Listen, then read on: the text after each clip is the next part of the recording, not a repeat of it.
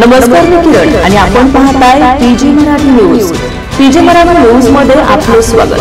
पाहूया बातमी सविस्तरपणे। आयपीएलच्या 18व्या सीझन मधील एलिमिनेटरच्या सामन्यात मुंबई विरुद्ध गुजरात सामन्यात मुंबई संघाने 20 रनने विजय मिळवलाय। त्यामुळे आता पुढील सामना क्वालिफायर 1 चा पराभूत संघ पंजाब विरुद्ध मुंबई यांच्यात पार पडणार आहे। त्यानंतर या सामन्यातील विजयी संघ थेट फायनलमध्ये धडक घेऊन आरसीबी विरुद्ध खेळणार आहे। या सामन्यात मुंबई संघाने प्रथम फलंदाजी करत 228 रन काढले होते। या तारखेचा पाठलाग करत गुजरात संघ 208 धावांपर्यंतच पोहोचता आल्यानं 20 रन्सने त्यांचा पराभव झालाय। या सामन्यात गुजरात संघ पराभूत झाल्यानं आयपीएल 18च्या सीझनमधील त्यांचं अस्तित्व संपलं आहे। तर मुंबई संघासाठी फायनलचा सामना अजून एक पाऊल दूर आहे। आता क्वालिफायर 2 चा सामना पंजाब विरुद्ध मुंबई असा 1 जून रोजी पार पडणार आहे। त्या सामन्यातील विजयी संघ 3 जून रोजी बेंगलोर संघाविरुद्ध फायनल सामना खेळून विजयी संघ या सीझनचे विजेतेपद पटकावेल। Bureau report, PG Marathi news network.